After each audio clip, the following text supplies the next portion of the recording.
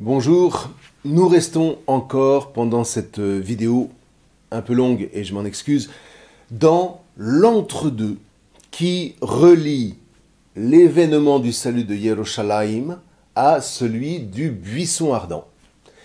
Et nous poursuivons notre découverte du nom biblique de Hachem, de l'être-temps, comme aime l'appeler Daniel Siboni. On va essayer d'en décrypter les implications, en particulier de discerner comment notre attachement à ce nom permet au réel dans lequel nous sommes plongés de devenir cette réalité par laquelle notre existence va pouvoir se déployer.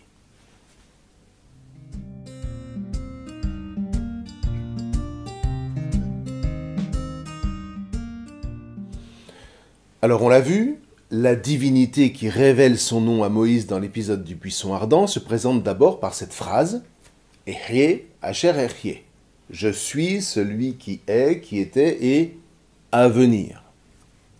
Sauf que, évidemment, la parole ne s'arrête pas là. Hachem poursuit. « Tu diras ainsi aux fils de Yisraël, Hachem, l'être, le Elohim de vos pères, le Elohim de Abraham, le Elohim de Yitzhak, le Elohim de Jacob, m'a envoyé vers vous. Voilà mon nom à jamais, voilà mon mémorial de génération en génération. C'est en Exode 3, verset 15. Donc voilà ce fameux tétragramme sacré dont la tradition nous dit qu'il est imprononçable, raison pour laquelle les Juifs prendront l'habitude, en le lisant, de dire le nom Hachem en hébreu, Adonai, mon Seigneur, ou alors Elohim, etc., etc. Ceci dit, posons-nous la question, pourquoi ce tétragramme est-il imprononçable?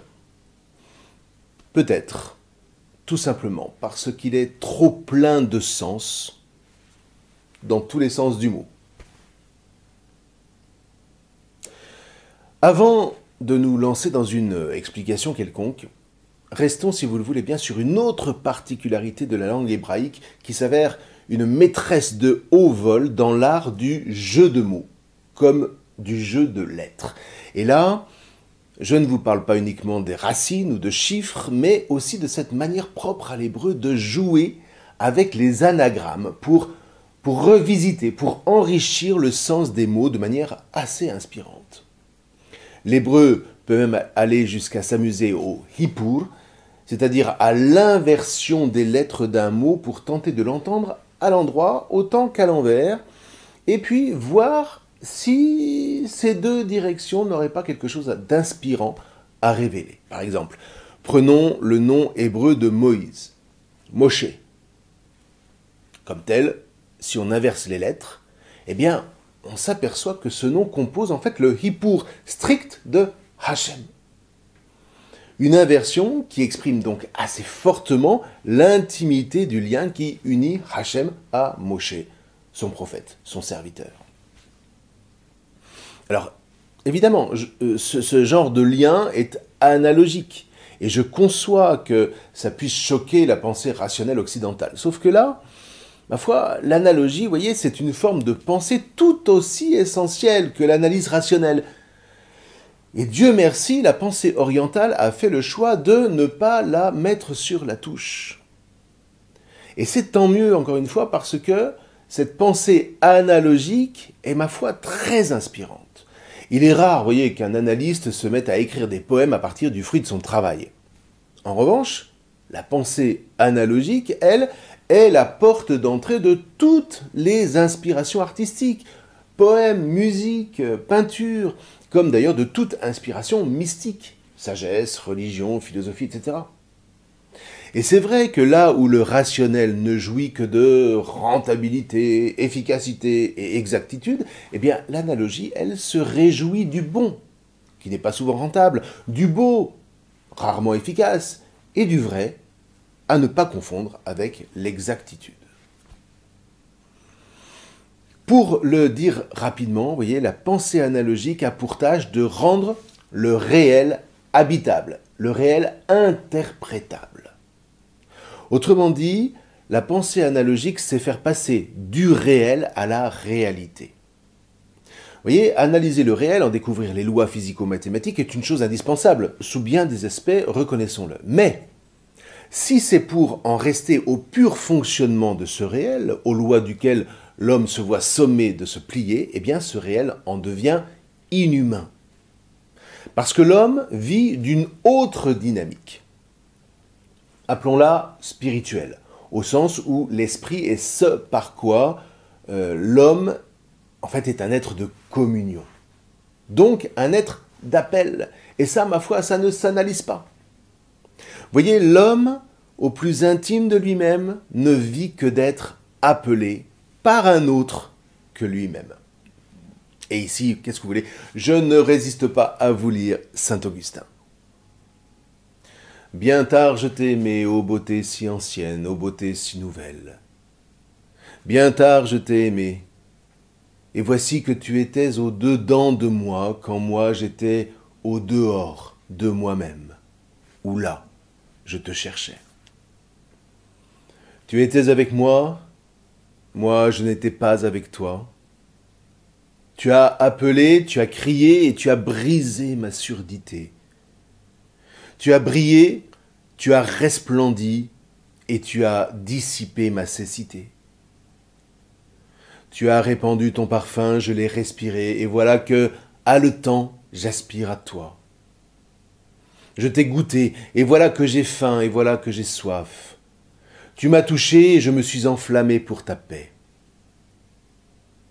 Quand je me serai attaché à toi de tout moi-même, nulle part il n'y aura plus pour moi ni douleur, ni labeur, et vivante sera ma vie, toute pleine de toi.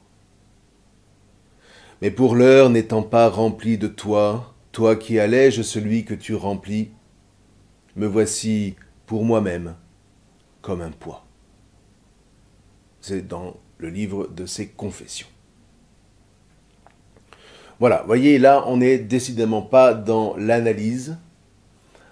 On est en plein dans le royaume de l'analogie qui permet à saint Augustin de s'approprier le réel qu'il est lui-même. Vous voyez, il s'affronte avec lui-même, un peu comme saint Paul. Je fais le mal que je ne voudrais pas faire et le bien que je voudrais faire, je ne le fais pas. C'est en Romains au chapitre 7, verset 19. Mais voilà que l'analogie lui permet d'interpréter ce réel qu'il est lui-même, de sorte qu'il y perçoit un appel. Et cet appel lui permet de s'approprier le réel qui devient en lui cette réalité au sein de laquelle il va parvenir à exister pleinement. Vivante sera ma vie. Et là, vous voyez, il faut insister. Jamais l'analogie n'aura pour effet de nous faire évader du réel. C'est tout le contraire. L'analogie nous permet d'habiter le réel en le rendant interprétable, encore une fois, et notamment interprétable dans le temps, donc dans l'histoire. Voilà le passage du réel à la réalité qui ne touche pas d'abord les individus, mais plutôt les familles, les clans, les peuples. Parce que dans le fond, c'est de culture, c'est de civilisation qu'il est question ici. Et en définitive, vous voyez, la Bible, c'est ça. C'est un traité de civilisation qui offre à l'homme de s'approprier le réel pour en faire une réalité spirituelle au sein de laquelle il se sent appelé à exister. Et là, vous voyez, on retrouve l'appel de l'être, l'appel à être, encore et encore. Par ailleurs, c'est bien grâce à l'analogie et sûrement pas grâce à l'analyse que l'homme s'entend appelé à s'attacher au mémorial de ses origines pour, à partir de là, pouvoir vivre une histoire qui, d'un côté, dépasse sa simple personne et puis de l'autre, qui l'élève, qui le fait sortir de lui-même, et grâce à la famille dans laquelle il s'insère, qui lui permet de découvrir toujours mieux tout le potentiel que cette origine a déposé en lui pour qu'il le déploie à sa manière dans le monde, dans le réel. Vous voyez, pour la Bible, cette sortie de soi, cet au-delà de nos états limites, répond au sens profond du fait d'exister. Existere en latin, c'est se tenir devant soi, c'est se tenir en avant de soi, hors de soi, pour se lever, pour sortir de soi et s'élever.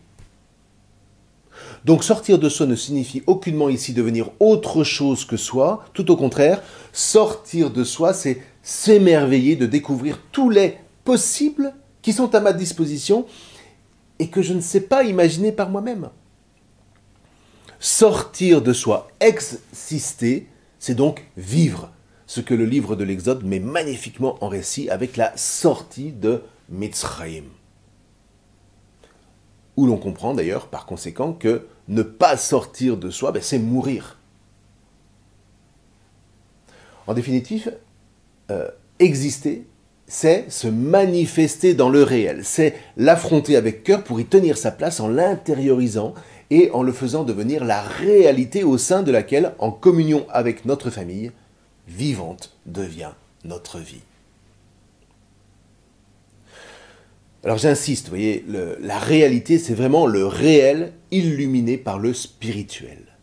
Je n'accède pleinement à la réalité que par le travail de l'esprit qui tisse entre les hommes une communion d'être, et donc une communion d'existence. Sans cette dimension spirituelle, le réel aura raison de nous.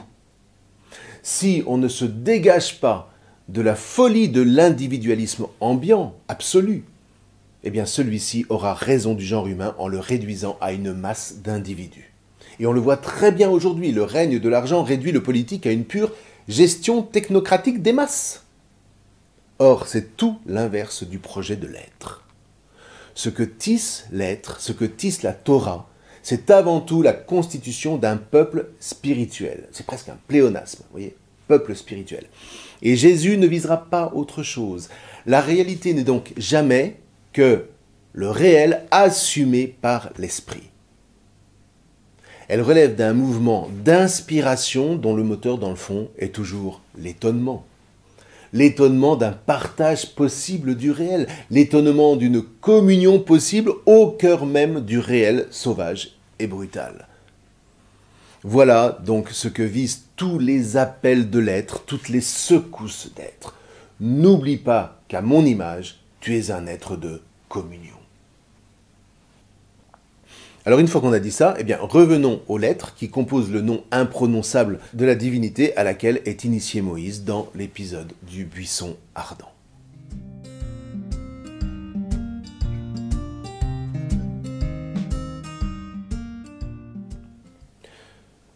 Si on a compris les enjeux qu'on vient d'énoncer, voilà donc 4 lettres, Yod, He, Vav, He, qu'on va pouvoir faire jouer analogiquement entre elles pour tenter d'entendre ce qu'elles ont à dire à l'homme, pour l'appeler à entrer dans ce travail spirituel qui va illuminer son existence, encore une fois, qui va rendre sa vie vivante. J'aime énormément cette expression de saint Augustin.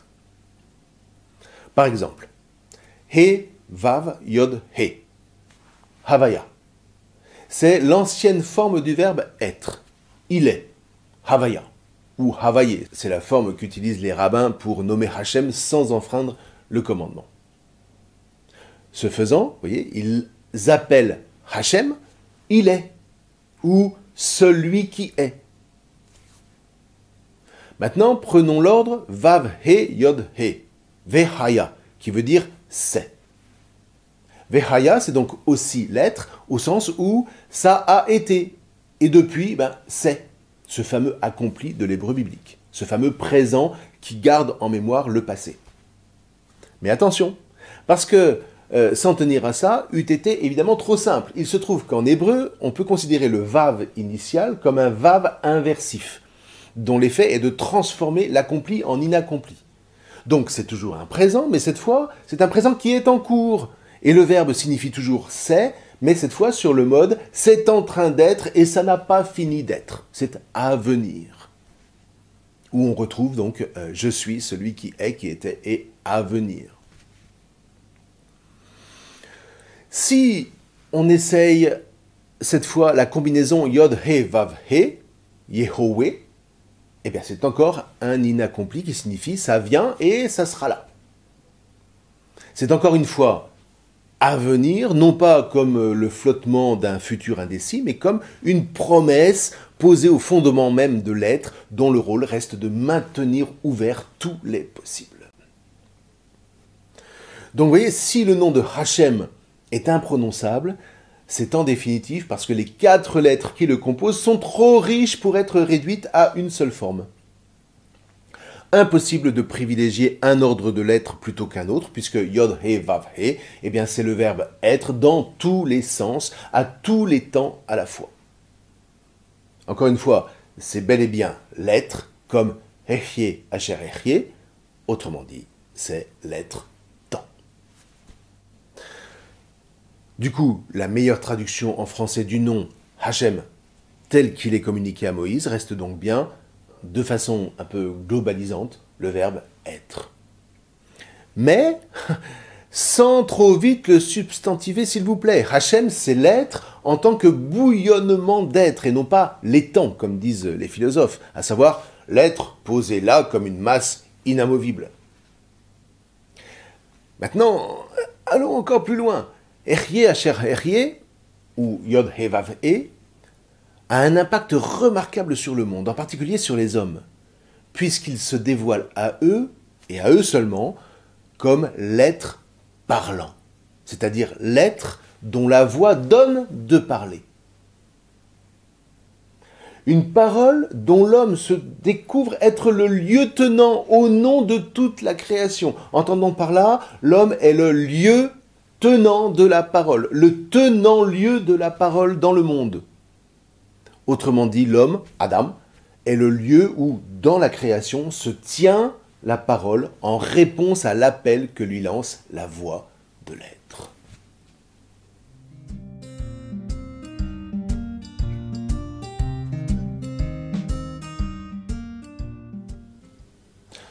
Revenons au concret de l'histoire, parce que c'est vraiment à partir de là que se construit une pensée digne de ce nom sans tomber dans l'idéologie pure et simple.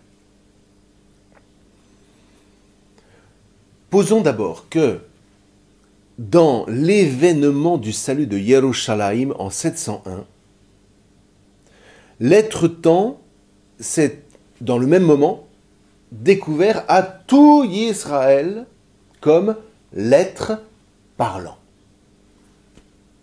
Alors, redisons-le, par être parlant, la Bible n'entend pas un être qui parle. Par exemple, pour dicter ses consignes. Ça, ce serait plutôt la version Coran, si vous voulez. Lorsque la Bible découvre l'être parlant, c'est en tant que l'être est inspirant.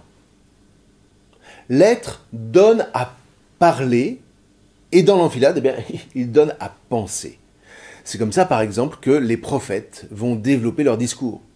Ils vivent un événement comme une vision qu'ils vont mettre en parole. L'année de la mort du roi Osias, c'est l'arrière-grand-père de Hiskiyahu, Ézéchias, je vis Adonai assis sur un trône haut et élevé, dont les pans de manteau remplissaient le temple. Des séraphim se tenaient au-dessus de lui, 6 ailes chacun. De 2, il couvrait ses faces, de 2, il couvrait ses pieds, de 2, il volait. Et l'un à l'autre criait et disait « Saint, Saint, Saint, Hachem Tsobahot ». Vous vous souvenez, Hachem, le rassembleur. Tout le sol est plein de sa gloire. Les coudées des seuils vacillèrent à la voix de celui qui criait, et la maison se remplit de fumée. Et je dis, « Hélas pour moi, je suis anéanti, car je suis un homme impur de lèvres au sein d'un peuple impur de lèvres. » Vous voyez, il ne se considère pas tout seul, il pense à son peuple, il fait partie d'un peuple. Et mes yeux ont vu le roi, Hachem Tsobahot. L'un des séraphim vola vers moi, un charbon ardent dans la main, qu'il avait pris avec des pinces sur l'autel. Il en toucha ma bouche et il dit, « Voilà, ceci a touché tes lèvres, ta faute est écartée, ton péché absous. » Et j'entendis la voix de Adonai qui disait, « Qui enverrai-je » Ah, voilà un appel, tiens. « Qui ira pour nous » Et je dis, « Me voici. Envoie-moi. » C'est au chapitre 6 du livre d'Isaïe. Voilà, vous voyez, ça, c'est ce qu'on pourrait appeler une vision événement. Un songe à partir duquel le cœur de Yeshayahu, Isaïe, va pouvoir s'ouvrir pour y mettre des mots. Voilà comment une vision devient parlante au sens où le prophète va tenter d'interpréter ce qu'il a vu afin de partager cette vision à tout son peuple, afin d'en transmettre la vie qu'il y a perçue. Donc, vous voyez, pour résumer, la voix de l'être se fait entendre au prophète par un songe, alors ça peut être par d'autres moyens, mais en l'occurrence ici c'est un songe, et c'est en mettant en mots ce songe que le prophète va pouvoir rendre audible à tous la voix de l'être. Et ce faisant, eh bien, il tient son rôle d'homme. Il tient son rôle de lieutenant de la parole inspirée par la voix de l'être. Ceci dit, vous l'avez compris, une étape singulière est franchie en 701 dans la mesure où la voix de l'être n'est plus seulement entendue par un prophète, mais par, encore une fois, le peuple tout entier, par tout Israël. En fait, que s'est-il passé dans cet événement du salut de Yerushalayim? Dans le passage d'un souffle ténu, nocturne en l'occurrence. Rappelez-vous Élie au mont Horeb.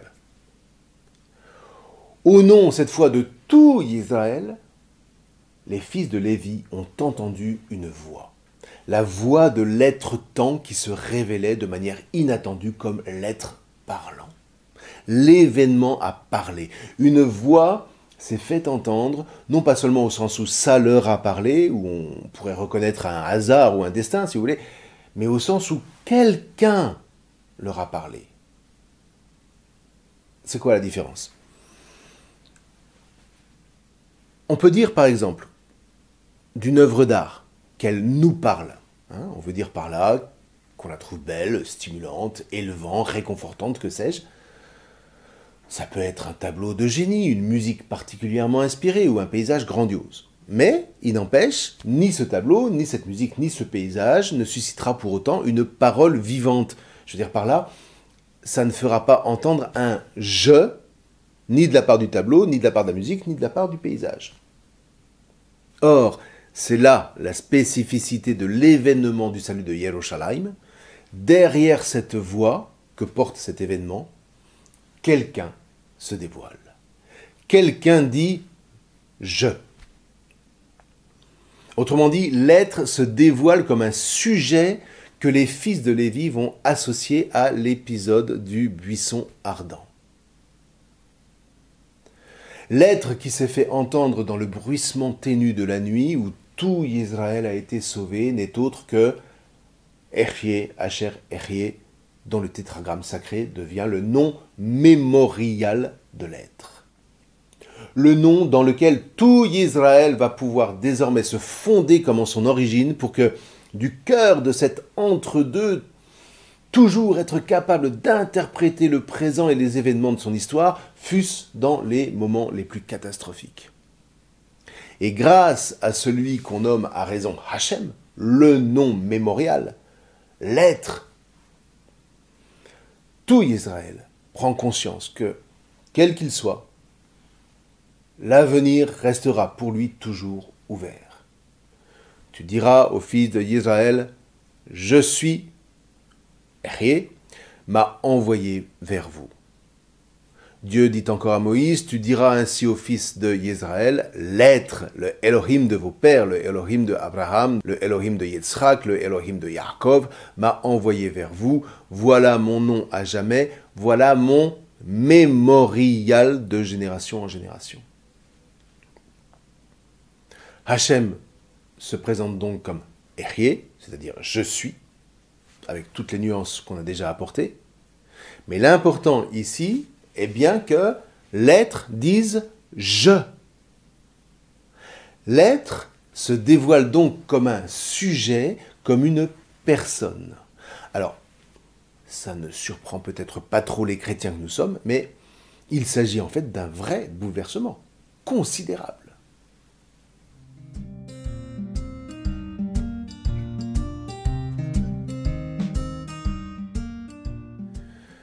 Disons en gros, vous voyez, jusqu'en 701, l'être inspire ses prophètes, en songe ou en vision.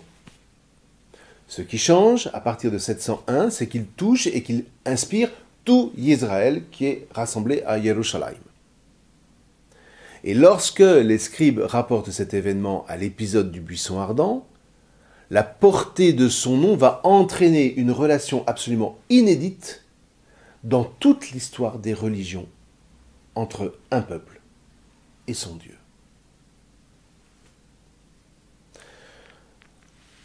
Et là encore, attention,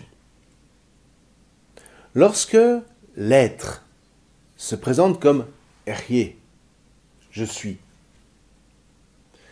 s'il se présente comme un être personnel, ça n'est certainement pas comme un être individuel.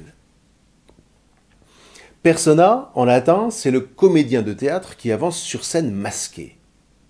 Il est là, mais son masque lui fait échapper à toute emprise visuelle. Du coup, le dévoilement de la pièce ne se fait que par sa parole et par son jeu de scène.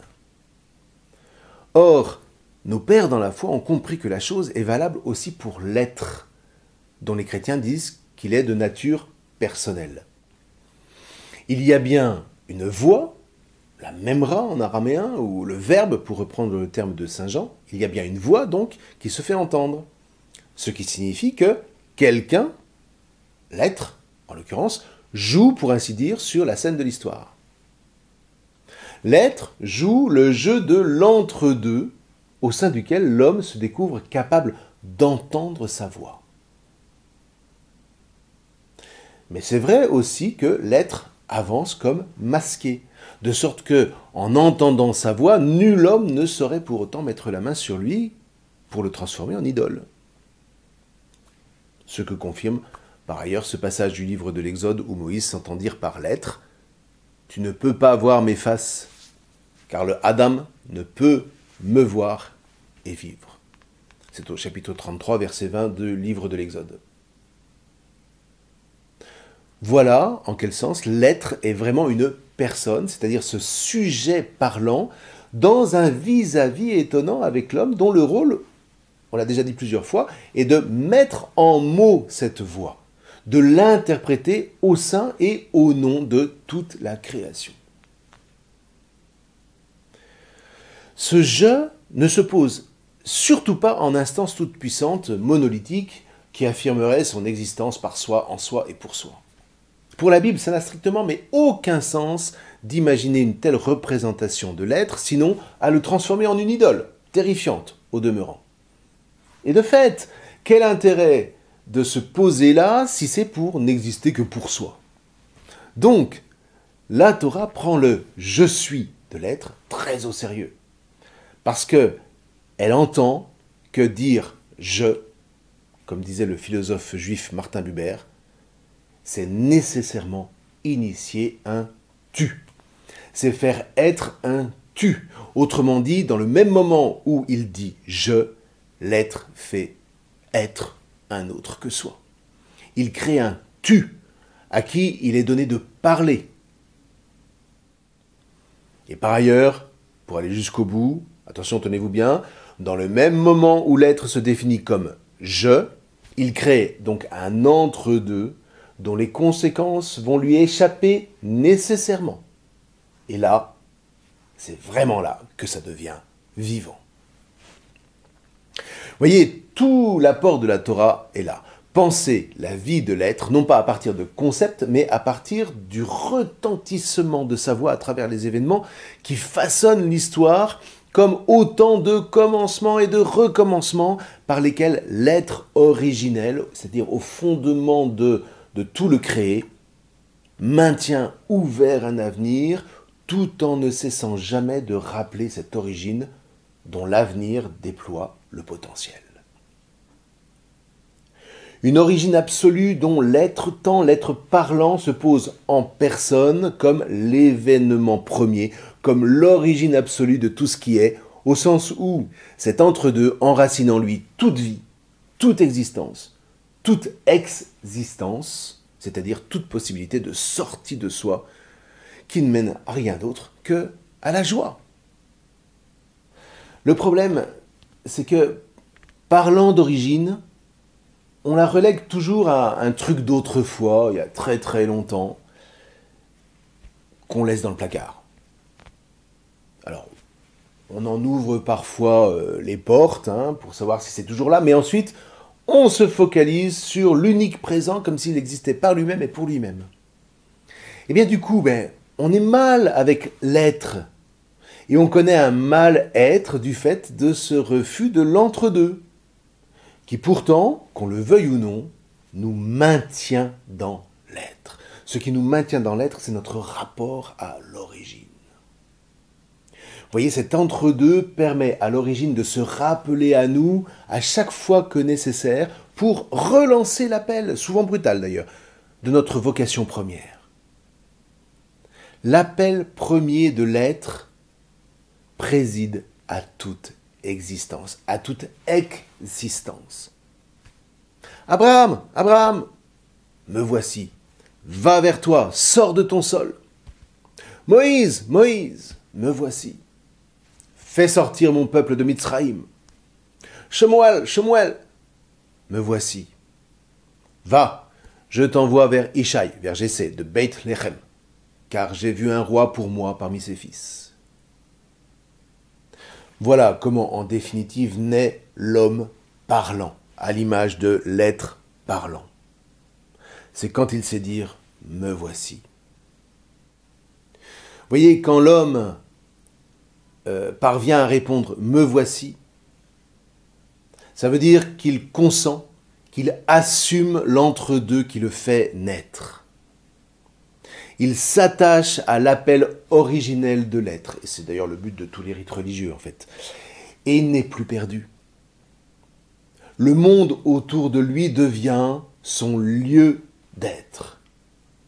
Et il sait, dans le cadre de cet entre-deux, de cette alliance, de cet amour, appelez ça comme vous voulez, que l'être, Hachem, veillera à toujours maintenir pour lui ouvert l'avenir. Alors ça va secouer, mais ça va tenir grâce à cet entre-deux aussi solidement que l'arche de Noé au sein de la tempête. Alors, pour aller jusqu'au bout et pour renouer ce qu'on disait au début de cette vidéo, comprenons bien que le lien qu'instaure cet entre-deux, entre l'être et l'homme, entre l'être-temps, l'être parlant, et le lieu tenant dans la création de cette parole, comprenons bien que ce lien est celui de la communion. Ce lien relève donc de l'esprit, si tant est que dans la Bible, il apparaît que, d'une part, l'âme relève de la communication avec soi-même, d'autre part, que le corps relève de la relation avec les autres, et enfin que l'esprit relève de la communion avec l'être Hachem. Alors, est-ce que ça veut dire qu'une communion entre les hommes serait malvenue? Tout au contraire. C'est précisément cette communion avec l'être Hachem qui fonde l'amitié entre les hommes, comme d'ailleurs le montre magistralement l'Évangile selon saint Jean.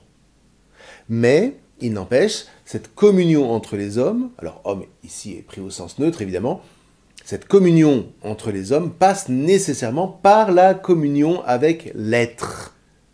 Elle passe nécessairement par l'entre-deux qui unit originellement toute personne humaine à la personne de l'être, pour que, à jamais, soient entendus, soient rappelés les appels d'être qui fondent notre existence. Je ne vous appelle plus serviteur parce que le serviteur ne sait pas ce que fait son Adon, son maître. Mais je vous appelle ami parce que tout ce que j'ai entendu de mon Père, je vous l'ai fait connaître. Ce n'est pas vous qui m'avez choisi, mais c'est moi qui vous ai choisi. Je vous établis pour que vous alliez et que vous portiez du fruit et que votre fruit demeure. Ainsi, tout ce que vous demanderez à mon Père en mon nom, il vous le donnera. Chapitre 15, selon saint Jean, versets 15 et 16. Et vous voyez, on est là au cœur même de toute évangélisation. Avec Jésus, le peuple qui se donne de vivre dans l'entre-deux avec l'être, c'est un peuple d'amis, les fameux élus. Une élection à laquelle tous sont appelés, sans exception. Enfin voilà, bon, tout ça est évidemment trop rapidement dit, et pardon si je vous ai parfois perdu, mais je voulais qu'à ce stade de notre lecture du Deutéronome, on s'ouvre un peu à toutes les dimensions attachées à la révélation du nom. Vous voyez, ce nom de l'être, l'être parlant, l'être temps, qui s'est manifesté un soir de printemps de l'an 701 à tout Israël, et qui l'a mis radicalement sur les rails de la vie et de la bénédiction. Vous voyez, va, me voici. Quand je me serai attaché à toi de tout moi-même, nulle part il n'y aura plus pour moi ni douleur, ni labeur, et vivante sera ma vie, toute pleine de toi. Alors, ceci dit, c'est bien beau d'avoir commencé à prendre conscience de qui est Hachem en vérité, et puis de composer les premiers linéaments de la Torah à travers les chapitres 12 à 28 de Deutéronome.